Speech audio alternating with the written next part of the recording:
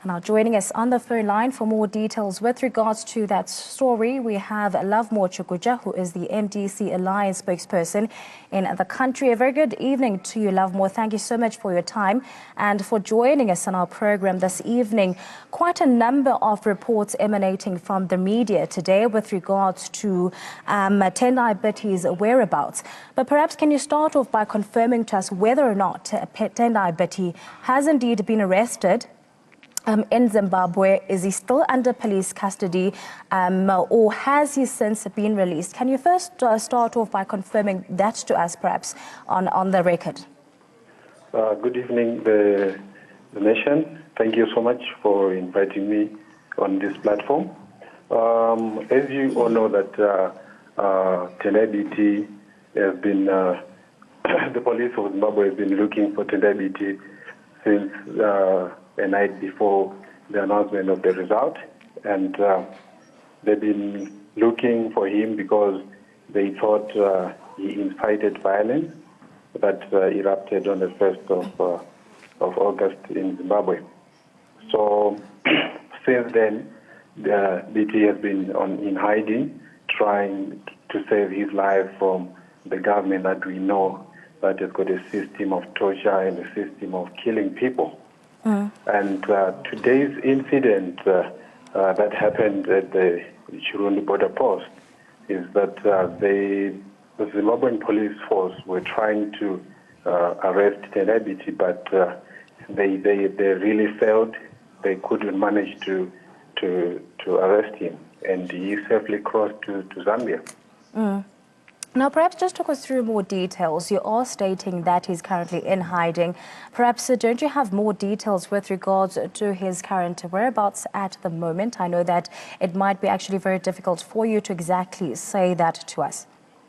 Yeah, it will be difficult to give the exact location where Tendai Biti is, but we can confirm that he is safe in Zambia, and there is news circulating that the bail has been, the asylum has been denied for him in Zambia. It's not a surprise for us to receive such news that Zambian government would actually deny to give him asylum, because it is actually according to international law that his life is in danger, and the Zimbabwean government, the security forces are really trying to silence him, and we know their weapon of silencing is either disappearing or they will arrest him, and he can be in custody and can be tortured until he dies. So he has to run for his life,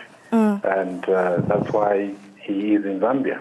But the Zambian government, it is the same as the Zimbabwean government. We know that we've got weakest leaders in our region, our regional leaders. They do not stand for democracy. They don't stand for human rights. They know that they are doing the same. So, which is why this propaganda is ongoing.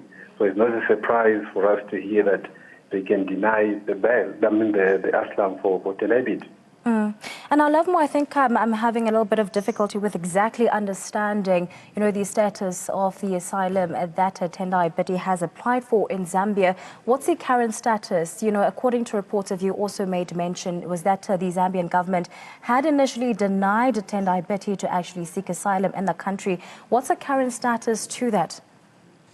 The current status of asylum that he was applying, it is that his life is in danger.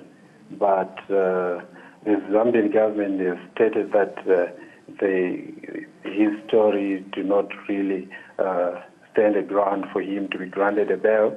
They say that he is not in danger, but it is very clear with what has been happening in Zimbabwe, and with the police camping at his mother's house, following him from the offices, the arrest that has been made, and all the documents that has been issued by the police citing that he is responsible for the violence and the death that people were killed by the Zimbabwean Defense Forces that he is responsible for that. So it's something that does not need someone or binoculars to see that his life is in danger. But what we know is that the Zimbabwean government, we know that it will be in communication with the Zambian government to actually tell them to deny and return him to Zimbabwe. Because the main purpose of that is that they are targeting all MDC alliance leaders to silence them from challenging the results that were forged on the 30th of... And now, Lovemore, was this move by the Zambian government actually expected, taking into account, of course, the evidence, or rather the evidence situation or circumstances surrounding Tendai Biti's, security and life threats made towards him, that the Zambian government has now denied him seeking asylum in that country? Was this some sort of a surprise, and why do you think the reason was to this judgment?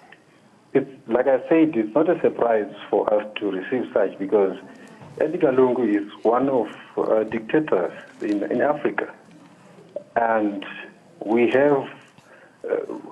really know that he would not stand for democracy. And what he would do, he would stand for his brothers in crime.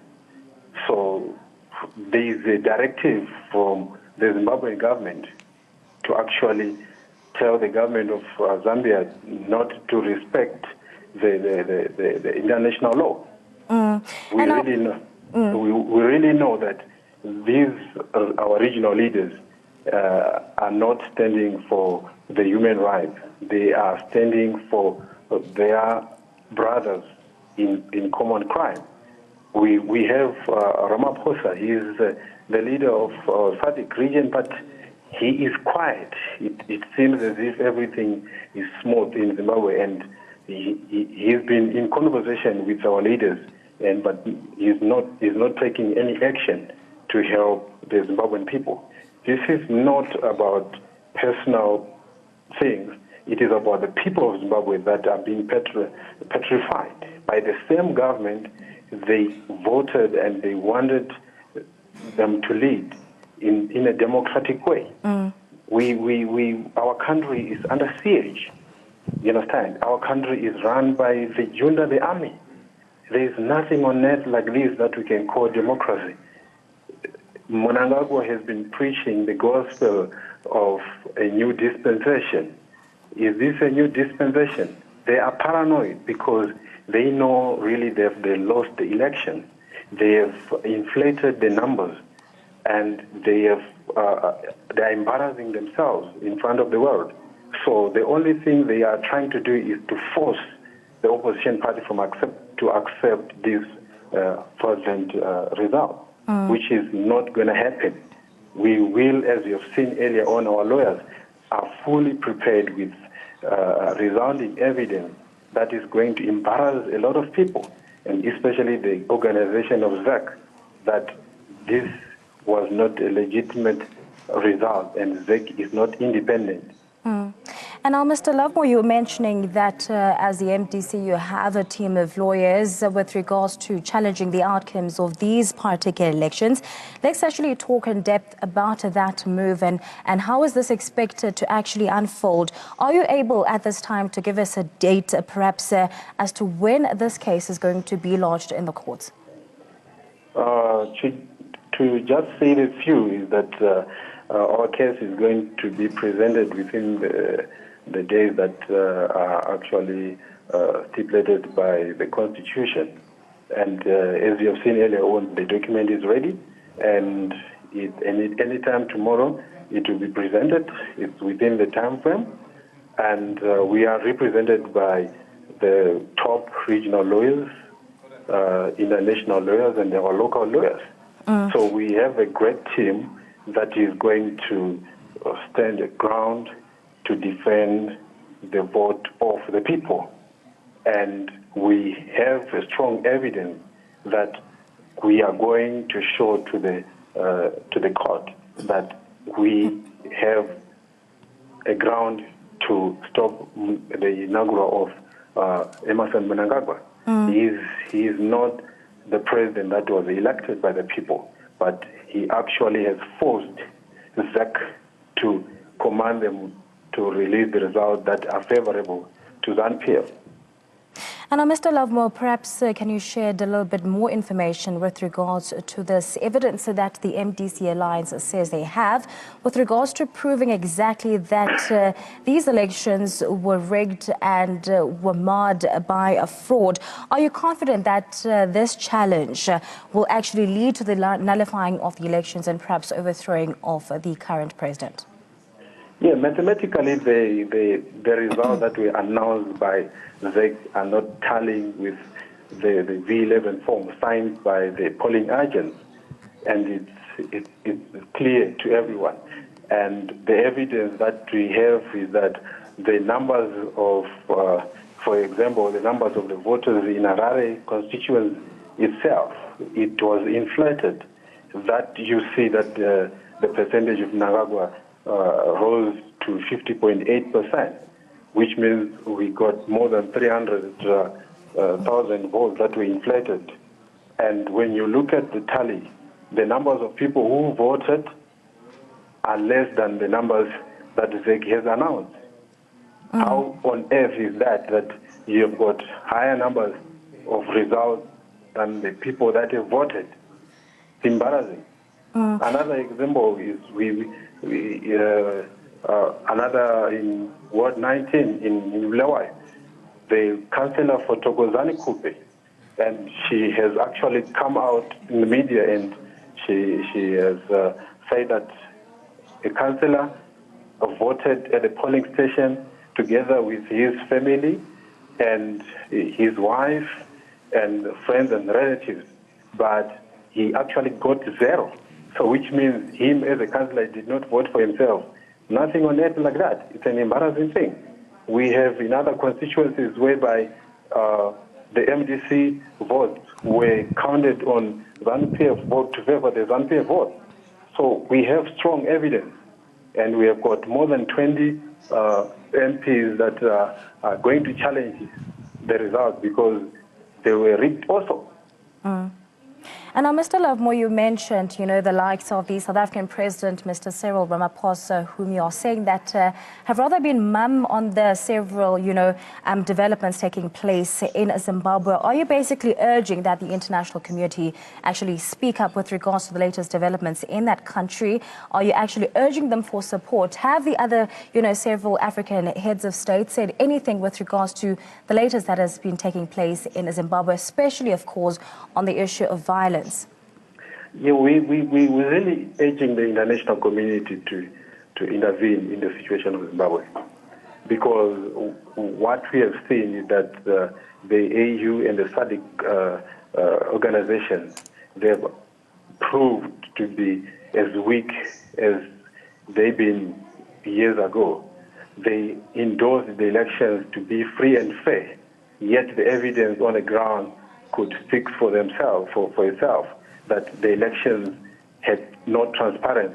The ZEC was not independent, and the refusal of ZEC to actually be transparent in the form of administration during the elections and after, and also during the result announcement.